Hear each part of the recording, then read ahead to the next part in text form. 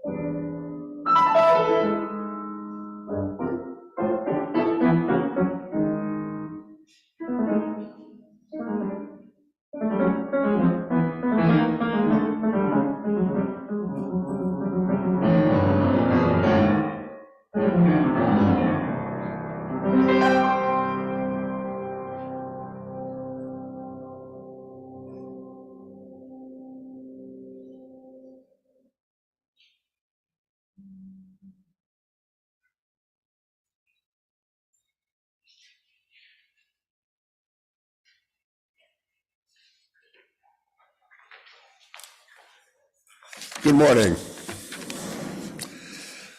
Welcome to the Unitarian Society of New Haven on this New Year's Eve morn. I don't think any of us have yet popped the champagne. I think we're anticipating that for later. But whatever your celebrations and whatever your traditions, please be safe tonight wherever you go. But it is wonderful to be here on a Sunday morning where so much is anticipated. When Jesse and I were talking briefly, it seems impossible to believe that Christmas Eve was celebrated here less than a week ago. And to me, it seems like a month. So much has happened in the lives of so many people here in this society. And so much is anticipated. Some anticipatory things. We have a section here for folks who would like to be masked. And with COVID and RSV and the flu hanging around, this is a great place to be if you'd like to feel safe there. Are there any visitors here for the first time or visiting New Haven? If you are here and would wish to rise, and we can acknowledge you. Any visitors this morning? Great. Yes, thank you for being with us this morning. Thank you. As you can see, there's a lot of Benjamin Britten in the service today. And that's probably because I really asked and begged for, in fact, the marvelous anthem that we're going to hear later, New Year's Carol by Benjamin Britten. And then William took that and ran with it. But there's also Tennyson's beautiful hymn, which we're about to sing, which really, for me, encapsulates the spirit that I bring to this service this morning. Ring out wild bells. Please rise as you are willing and able. With the spirit from the words from Annie Dillard. We are here to abet creation and to witness to it, to notice each other's beautiful faces, so that creation need not play to an empty house. Please rise as you are willing and able.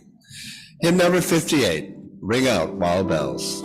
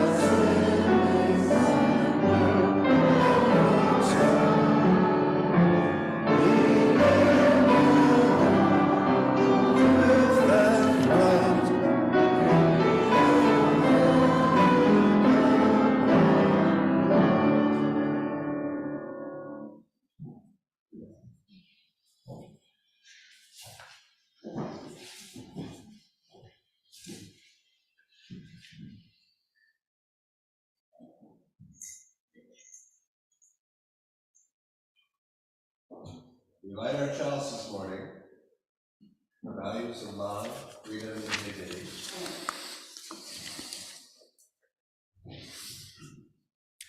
We covenant together to create and nurture a culture of respect and kindness, and to engage in the spiritual and everyday practice of loving more generously. To this end, we will strive to be open, value differences, listen deeply, use kind language, speak our truths, work with conflict, seek humor and joy. Thank you, Gregory.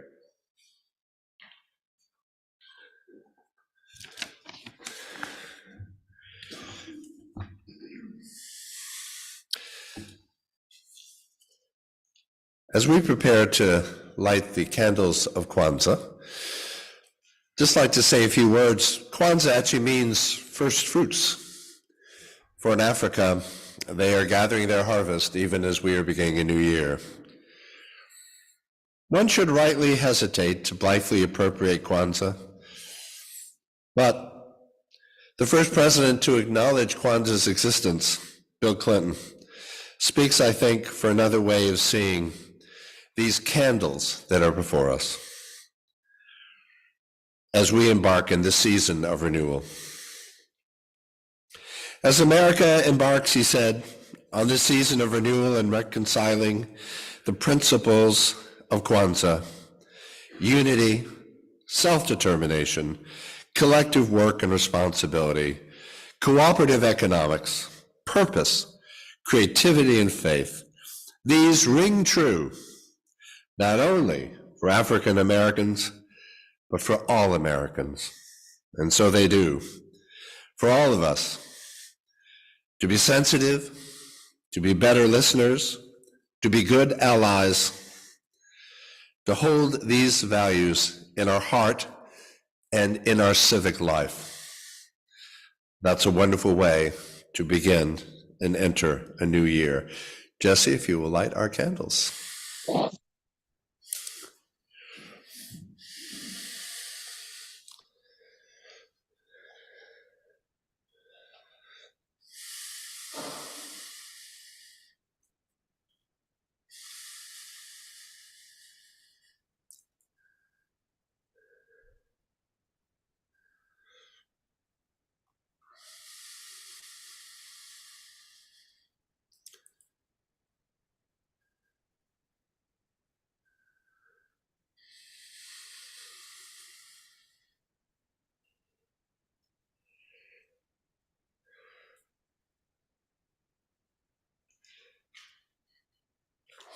And in that spirit, just a few joys and concerns.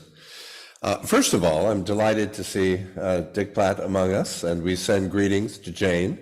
I had a lovely visit with her before Christmas, and I know that she does welcome visitors, and we're just glad you're here and feeling better yourself. Bill Goward is at Yale Hospital, and of course, on Friday, the service for Karen Swenson's mother, Jean Collier, was held. I was not able to attend. I had hoped to, but we send her our deepest condolences. And there are many among us who are feeling the winter, and please let the congregation, through either a call to Jamie at the office or to me personally on my cell phone, please know that you are the most important thing in the life of this congregation, you yourself. And Jesse, a message for all.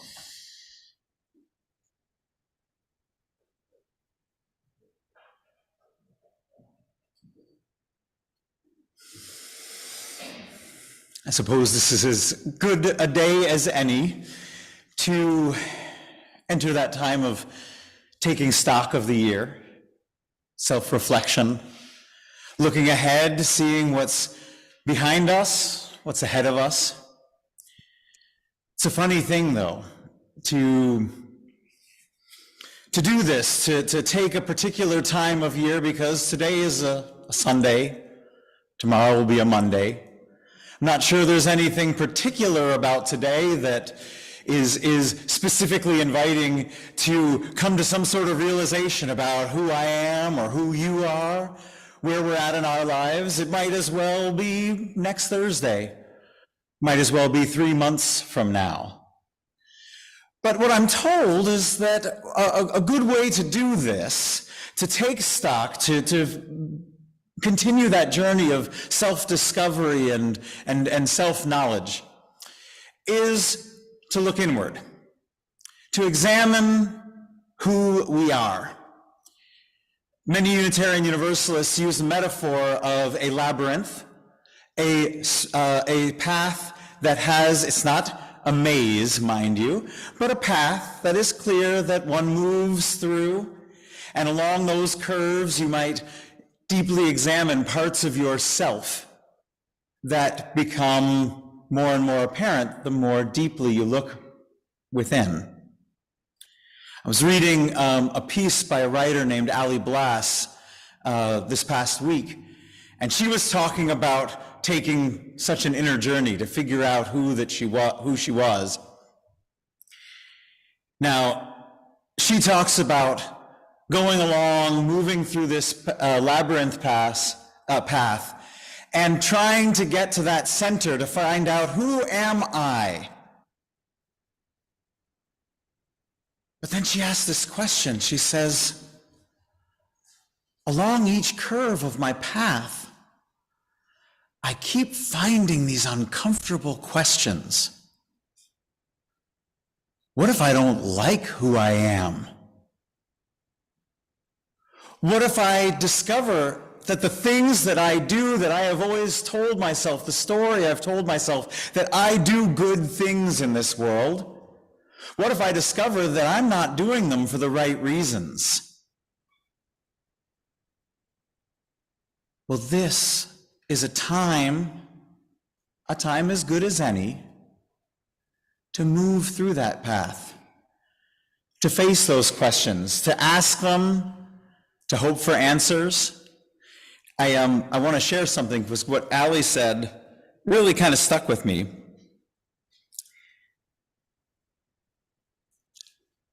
She said, I don't just want to do the right thing in this world. I want to do the right thing. This might seem like a noble goal to strive for, but I don't actually care about adhering to morality. It's more that being aware of not wanting to do the right thing ruins my ability to enjoy doing the right thing after I'm forced into doing it through shame. What a thing to discover as you go through your own labyrinth, huh? But that's it. Perhaps more than anything else, this is as good a day as any for deep, perhaps brutal, honesty. Honesty with ourselves, honesty with what lies at the center of our labyrinth. Because you might get there, and you might discover that what you thought was there just ain't it. Ali goes on to say that when she got to the center of her labyrinth after years and years of therapy, of meditation, of self-discovery, what she found at the center of her labyrinth, the way that she describes it is a distraction-generating machine. A piece of machinery that just pumps out things to occupy her mind with. Boy, was she surprised to find that there. There was nothing profound. There was just a smoke screen trying to keep her from getting there. But what liberation she found in finding that machine there and recognizing it, in calling it out. Because once she was able to see it for what it was, on her way back out of the labyrinth, she was able to start planning who she could now be, free and beyond those distractions. So perhaps today, as good a day as any, the message is travel inward, or don't. Find who you are. Find who you will be. Be honest with yourself about what you discover when you get there. And have a wonderful and blessed new year, my friends.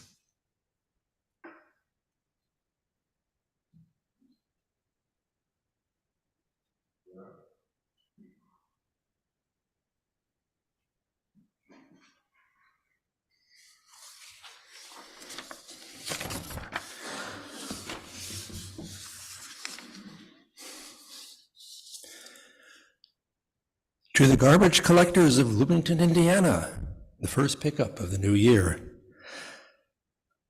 The way bed is in winter, like an aproned lap, like furry mittens, like childhood crouching under tables. The 9th day of Xmas, in the morning, black outside our window, clattering cans, the whir of a hopper, shouts, a whistle, move on. I see them in my warm imagination the way I'll see them later in the cold, heaving the huge cans and running to the next house on the street. My vestiges of muscle stir uneasily in their percale cocoon. What moves those men out there? What drives them running to the next house, the next? Halfway back to dream, I speculate. The social wheel? Let's make good old Bloomington a cleaner place to live in. Right, men? Up there. Healthy competition? Come on, boys. Let's burn up that route today and beat those dudes on truck 13. Enlightened self-interest? Another can, another dollar. Don't slow down, Mac. I'm putting through kids through Pinson. Or something else. Terror? A half hour later, dawn comes edging over Clark Street. Layers of color laid out like a flattened rainbow. Red, then yellow, green, and over that, the black and blue of night still hanging on.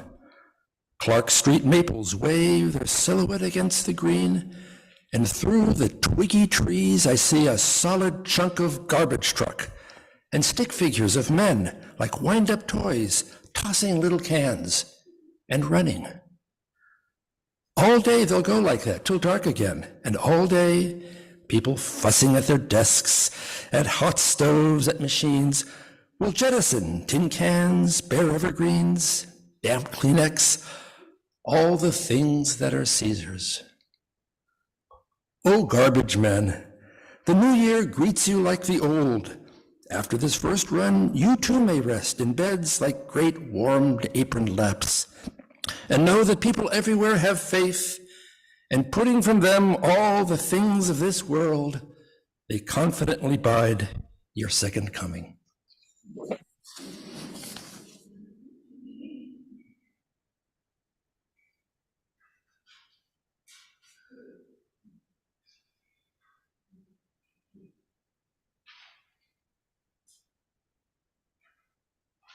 You'll notice that there's a lot of poetry in this service.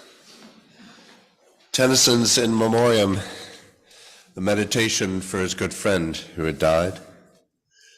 In his evocation of the civic slander, which could just as well have been written for us today.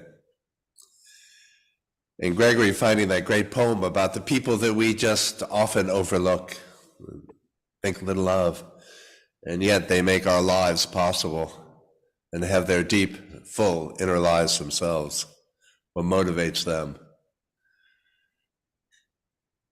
And the Benjamin Britten carol that we'll hear later. And ending with the spiritual, Bright Morning Stars. There is a poetry that runs through our lives, from the first day of the year to the last. Here we are on the last. The final exaltation, the final breath. The year toddling to an end.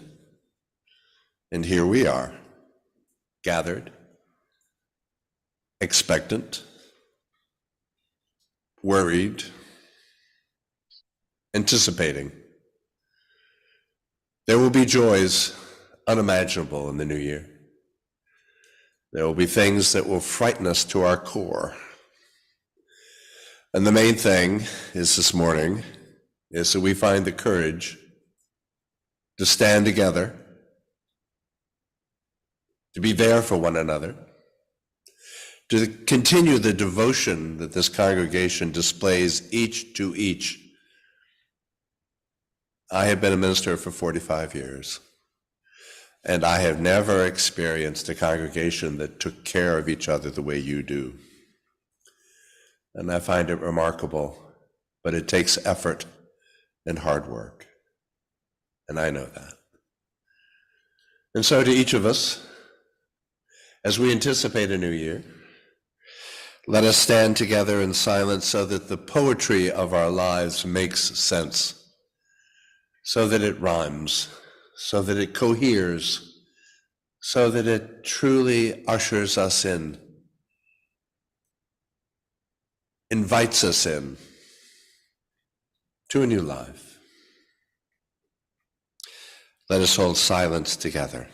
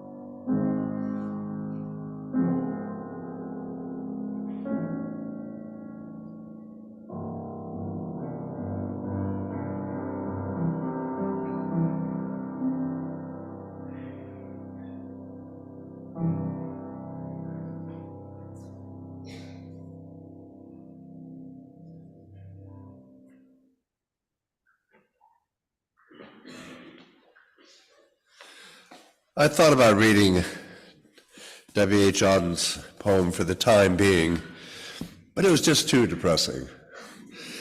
But I do recommend that you read it. It's absolutely gorgeous. This is an excerpt from Philip Larkin's poem, New Year poem. The short afternoon ends, and the year is over. Above trees at the end of the garden, the sky is unchanged, an endless sky, and the wet streets as ever. Between standing homes are empty and unchallenged. From roads where men go home, I walk apart. The buses bearing their loads away from the works. And their evening, like a derelict, is alone and mute. To me, this landscape has its uses to make me remember who am always inclined to forget that there is always a changing at the root and a real world in which time really passes. For sometimes it is shown to me in dreams that Eden, with all wish to recreate out of their living from their favorite times, the miraculous play where all the dead take part, once more articulate or distant ones, they will never forget because of an autumn talk, an occasional glimpse in a public park, any memory, for the most part, depending on chance. Tomorrow, in the offices, the year on the stamps will be altered. Tomorrow, new diaries consulted, new calendars stood. With such small adjustments, life will again move forward, implicating us all, and the voice of the living shall be heard. It is to us that you should turn your straying attention. Us who need you and are affected by your fortune. Us you should love, and to whom you should give your word.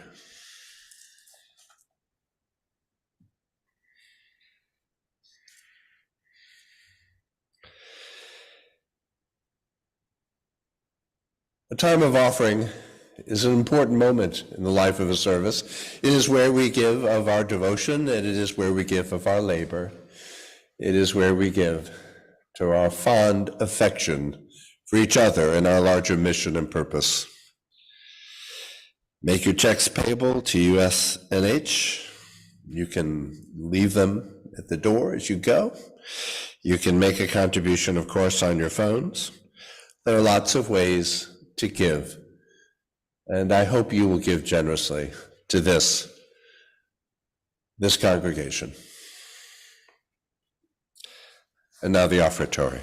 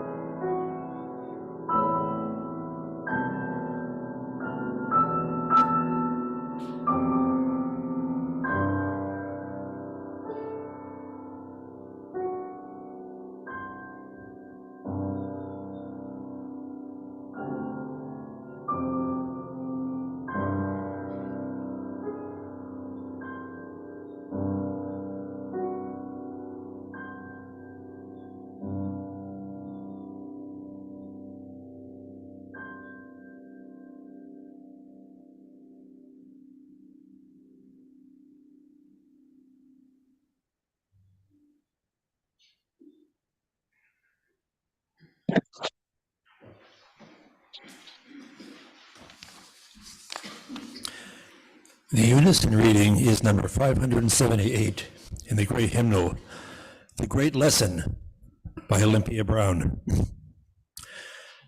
We can never make the world safe by fighting. Every nation must learn of all nations are children of God and must share the wealth of the world. You say this is impracticable, far away, can never be accomplished, but it is the work we are appointed to do. Sometime, somehow, somewhere, we must ever teach this great lesson.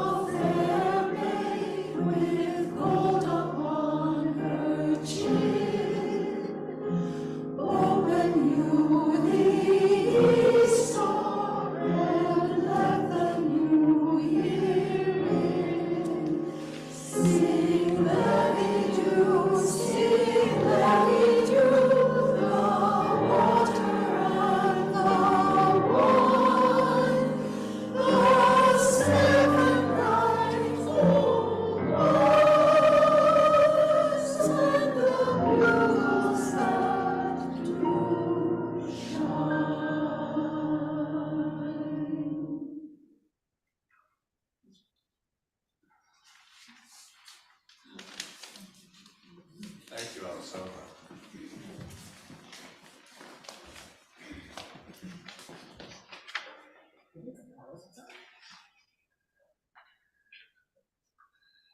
Oh, that makes me so happy. Thank you.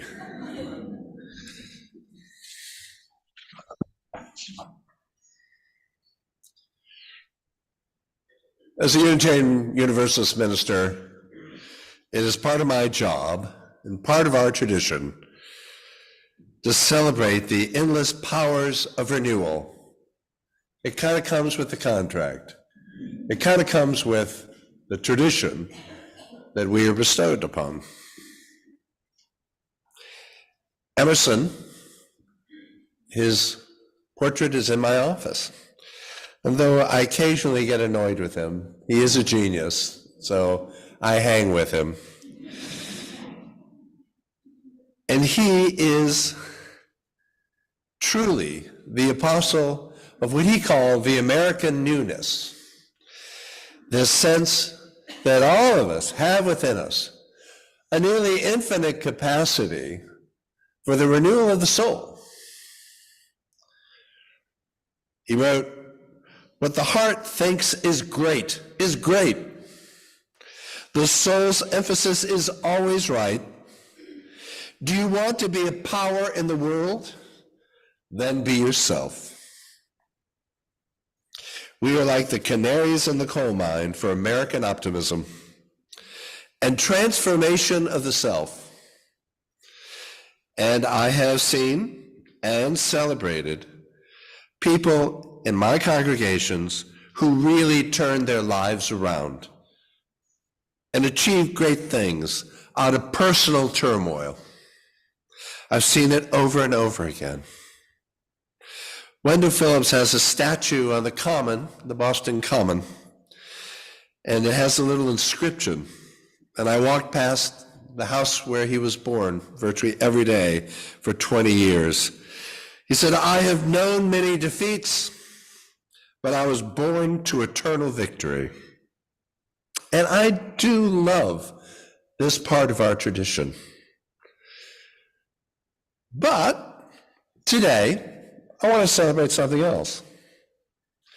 Not the glimmering and sometimes possibly illusionary sense of a spectacular new you, but the old you. Now, there may be some among us who will resist this, will go home, maybe call a relative, or perhaps someone who didn't come to church this morning. Shocking, but true. And they'll say, "You know, the minister complimented the old me." Old. So if you don't really like the word old, you may translate it. You can transmogrify it. You can transform it. You can go with the reciting you, the inner you, the residual you, the sustained you, the essence, the spark, the life of you. And that's okay, because it's all ultimately the same thing. And I'm going to talk about this old you in three ways. Three modalities. First, there is the miracle, and it is one, literally, of the old you. It doesn't matter what age you are when you walked in here this morning. Congratulations. We all made it. New Year's Eve, a year older. It is not something small. It isn't. It is vast, and it is wonderful. And let me tell you how much of a true achievement it really is. You have walked into a new year, and the journey, though laden with moments of wonder and revelation and relief and simple connection, was not an easy one. You deserve to stop a little bit this morning, to pause, to ponder, and truly say, here is another New Year's Eve. And I am here. I am whole. I am not perfect, but by God and by the divine's indulgences and far too subtle encouragements, I am alive. That's old you number one. Old you number two. The continuity of who you are. Brian Greene, the scientist, has a thought experiment. I don't know whether I believe it, although I do watch Star Trek, that you could reconstruct subatomic particles to make up your body in a kind of a beam me up experience. And physically, as long as you line up the particles, just perfectly interconnected, you would still be you. You might be on another planet, but you would still be you. Well, in a sense, this is the kind of continuity I'm talking about. It is not a small miracle. Because you are a tsunami of biological change. You will have a complete change of your body's cells every few years, except for a couple hundred nerve cells.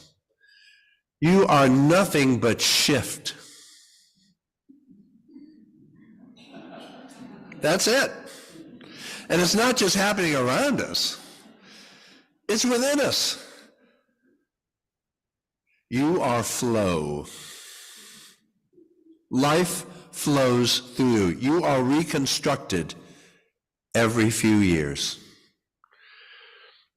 And I believe the spiritual miracle is the connection that binds the zygote that you were into the child that you were, into the adolescent, into the vital prime years, into the era of slower cell growth, and the onslaught of free radicals that are breaking down your constituent parts. That's called growing older.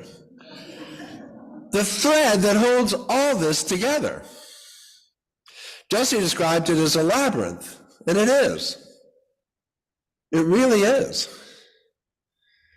And for me, that is the overriding miracle of this morning and of reality, that we remember.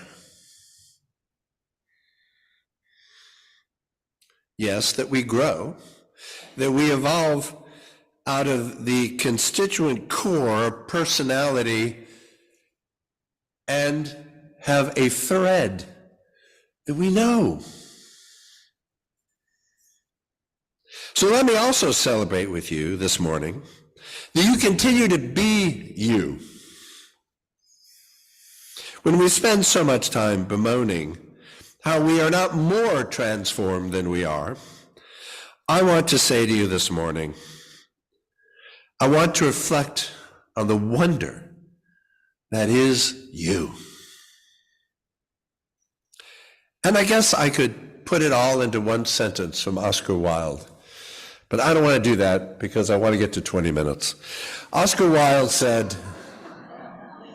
"Be yourself. Everyone else is already taken."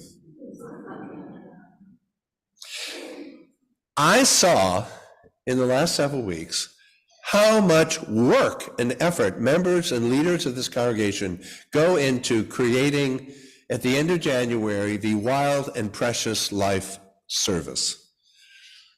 About 7 of you will get up and talk, and we generated a list of, I don't know, probably 60, 70 people that have, through the years, offered their autobiography, their connective tissue of who they are, what they've learned, who they are, what made that journey precious. And I was astonished. And then the third modality, the third thing I want to compliment you on this morning, there is inside the old you a deep secret. It is a mysterious essence. I cannot describe it. I have no words for it, but I'll fumble around. The great mystics and poets and philosophers have all attempted to describe the spark of essence that makes you, unique. Your character, your personality, your history, your memories, all the things you brought into the room this morning. That indefinable something, that essence that makes you exactly who you are. They talk about snowflakes. Each crystal grows as flowers perfect as a rose. Lace could never make the patterns of a flake. No brooch of figured silver could approach its delicate craftsmanship. And think, each pattern is unique. is distinct. And of all the snowflakes floating there, the million in the air, none is the same. Each star is newly forged, as faces are, shaped to its own design, like yours and mine. Clive Sampson's words are for me very haunting because they talk about what is in fact the miracle of the distinctiveness of who you are, of what coheres and makes you the person that you are. It is true that we are beings of absolute and unceasing change, but we are also very strangely and wonderfully ourselves, no matter what, stubbornly, persistently, the old you, and I say thank God. I think it is something that deserves a toast, a salutation, a song, and a prayer of sincere thanks. There's an old Jewish story of the great mystic, Zosia, who is on his deathbed and he's weeping. And his disciples come and gather around him and say, Rebbe, why would you cry? After all the mitzvahs, all the good deeds you have done, you will have a great reward in heaven. And he sobbed and he said, because when I get to heaven, I know God's not going to ask me, why weren't you more like Moses? Or why weren't you more like King David? God will say, Zosia, why weren't you more like Zosia? The best self, the true self. Can we change? Yes. Surely we can. We must, to answer the call of reality and possibility that stirs in each of us. But as we shift and grow and evolve upon the essence of who we are, in fact, we are rooted in our long story. Resolutions, New Year resolutions, fade away so fast because often they are based upon a romantic or idealized notion of the self and its malleability. But the reality is, you may change and you will change if it coheres to your story of who you are, of what brought you to this day, grounded, to sense the change within, its promise and its possibility. So live your story, your long story. Write it in the pages of a year yet to come. For we stand together now at the threshold. Happy New Year, everybody. I salute the old you. Amen.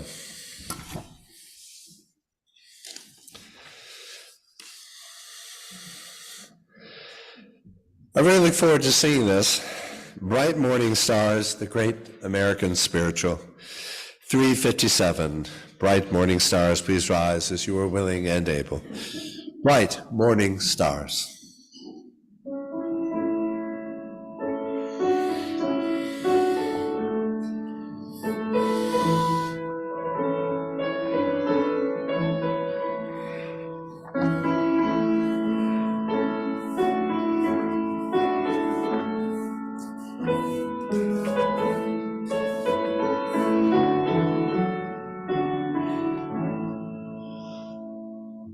Bright morning stars are rising.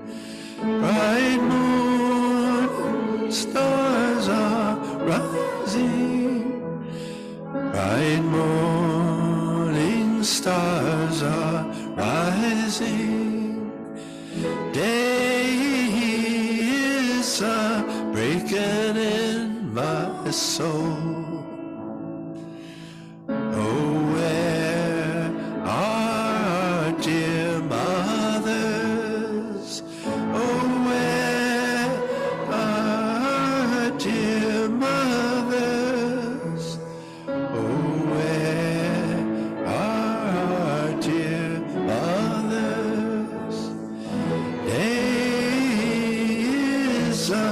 breaking in my soul. They are sowing seeds of gladness. They are sowing seeds of gladness. They are sowing seeds of gladness. Day is a breaking in my soul. Our dear fathers, oh, where our dear fathers, oh, where our dear fathers, day is a breaking in my soul.